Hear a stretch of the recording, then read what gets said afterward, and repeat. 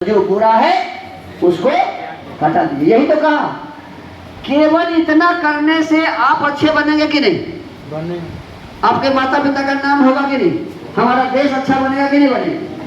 केवल इतना ही करने से। देखिए, एक मंत्र पढ़ने से हम अच्छे बन सकते हैं, हमारा परिवार अच्छा बन सकता है, हमारा देश अच्छा बन सकता है। केवल एक मंत्र पर सही विचार कर लें।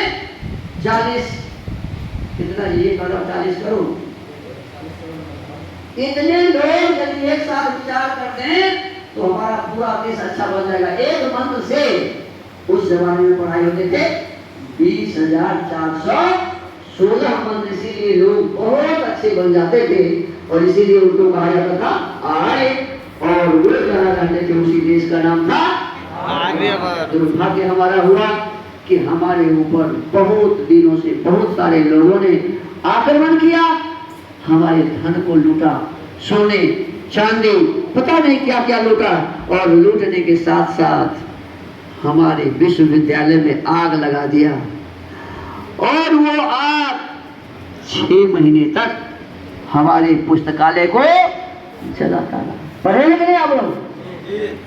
और उसी के नाम पर आप बख्तियारपुर गांव का भी नाम रखे हैं और स्टेशन का भी नाम आज तक नहीं। वही किया जाएगा। बताइए, हमारे पुस्तकालय में आग लगा दिया गया और हमारे पुस्तकालय में जितने भी पुस्तकें थी सबको जला दिया गया, और यदि उसको ये लगा कि भाई इसमें कुछ अच्छाई है तो उसको चुरा के ले गया, उसे चुरा के ले गया।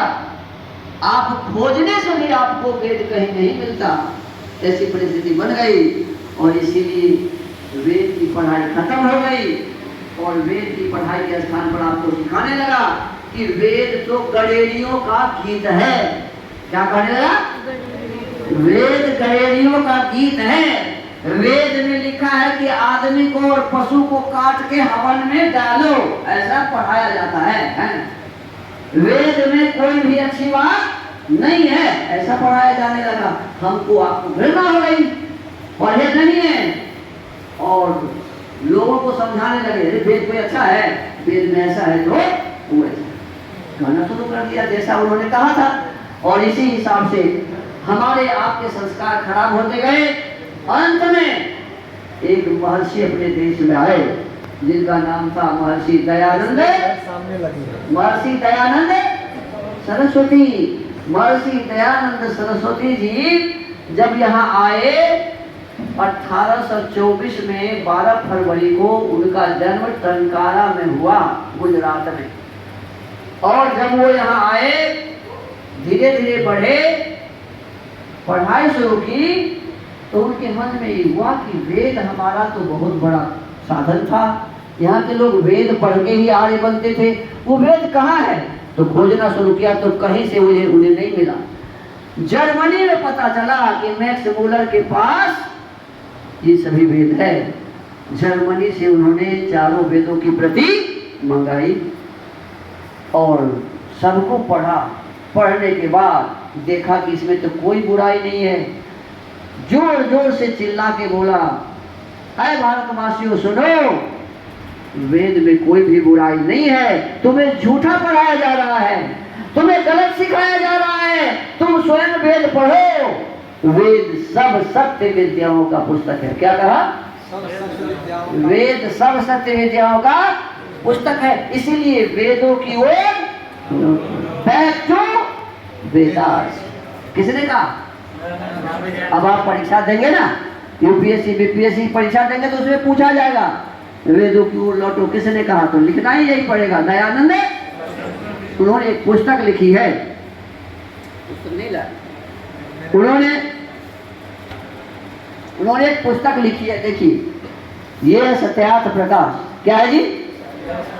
महर्षि दयानंद सरस्वती की बहुत ही उत्तम पुस्तक है, और इस पुस्तक की माने ये काबिलियत है, संसार का कोई भी ऐसा दार्शनिक आपको नहीं मिलेगा जो इस पर अपना कलम नहीं चलाया है, और जिसने भी कलम चलाया है तो उन्होंने लिखा है कि सत्यार्थ प्रकाश के आलोक में कोई भी अपना दीन हाथ नहीं सकता।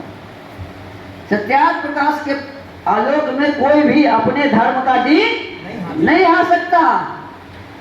और राम प्रसाद बिस्मिल हो, भगत सिंह हो, लाला लाजपत राय हो, झांसी की रानी उससे पहले हुई। झांसी की रानी ये किताब नहीं पढ़ी थी, ये तो 1875 में लिखा गया। इस किताब की बात करते हैं। ये किताब प्रत्येक स्वतंत्रता सेनानी पढ़ते थे और जेल में भी पढ़ते थे। और जो भी महापुरुष हुए, राजेंद्र प्रसाद हो, वो महात्मा गांधी हो, जवाहरलाल नेहरू हो, इंदिरा गांधी हो, अरे आज के जमाने में अभी अभी जो हमारे राष्ट्रपति हुए थे डॉक्टर अब्दुल कलाम आजाद, उन्होंने भी लिखा है कि मैंने जो वो एक आर्यभट्ट बनाए थे, वो माने अंतरिक्ष यान, कहा कि मैंने दयानंद के ऋग्वेद आदि भाष्य भूमिका और सत्यार्थ प्रकाश को पढ़ के बनाया था। ऐसी ये पुस्तक है। वैज्ञानिकों के लिए भी उतना ही उपयुक्त है और ऐतिहासिकों के लिए भी उतना ही उपयुक्त है। तो आपसे मेरा निवेदन है, अभी मैं बिहार में एसपी, कलेक्टर, वीडियो, सीओ सबसे मिल रहा हूँ और उनसे पूछता हूँ कि आपने इसे पढ़ा है, सबको दे रहा हूँ। तो वो कहते हैं कि देखिए, इसके बारे में मैं पढ़ा है कि ये पुस्तक बहुत अच्छी पुस्तक है, लेकिन उपलब्ध नहीं हुआ था, मैंने इसे पढ़ा नहीं। और कलेक्टर को भी देते हैं तो कहते हैं मैं इसे जरूर पढ़ूंगी, जरूर पढ़ूंगा। तो आपसे मेरा निवेदन है कि आप भी अपने मन में एक भावना तो बनाइए, इस पुस्तक को मुझे जरूर पढ़ना है। पढ़ेंगे? कौन सा पढ़ेंगे? थोड़ा हाथ उठाइए, देख ले। मैं उपलब्ध करा दूंगा। वाह, धन्यवाद। चलिए, ये पुस्तक आचार्य जी आपको उपलब्ध कराएंगे। 100 पुस्तक मंगा लीजिए आचार्य जी। मैं 40 मंगवाया था फिर। जी जी, 100 पुस्तक एक साथ मंगा लीजिए। हमारे सभी बच्चों के पास ये होने चाहिए, खास करके इन लोगों के पास होने ही चाहिए। बता भी रहा हूँ आचार्य जी, संस्कार विधि, अपने शादी से पहले संस्कार विधि, सत्यार्थ प्रकाश, हाँ ये जरूर पढ़े। संस्कार जिनको देखो, अब आप बड़े हो गए हैं, थोड़े दिन में माता पिता ये भी सोचेंगे हमारे बच्चों की विवाह शादी संस्कार हो जानी चाहिए, तो उससे पहले दयानंद का संस्कार विधि जरूर मंगा के पढ़ना। बहुत ही उत्तम कोटि का पुस्तक है, लाइब्रेरी से भी लेके पढ़ सकते हैं। 16 संस्कार के बारे में बताया हुआ है। ये भी बताया हुआ कि कैसे बच्चियों को, कैसे बालक के साथ शादी होनी चाहिए, कैसे बालकों का कैसे बच्चों के साथ शादी होनी चाहिए, पक्का लिखा हुआ है। खूब बढ़िया, आपको लगेगा कि सचमुच में यही सही है। तो आपसे मेरा निवेदन है कि इस पुस्तक को जरूर आप पढ़िएगा। आपके पुस्तकालय में है संस्कार विधि और सत्यार्थ प्रकाश, आचार्य जी मंगाएंगे, आप सबको देंगे। एक आपके पास है क्या? अभी 4-5 प्रतियां हैं, तो यहाँ है ही, तो आप लोग उसको जरूर पढ़िएगा पुस्तकालय से लेकर के।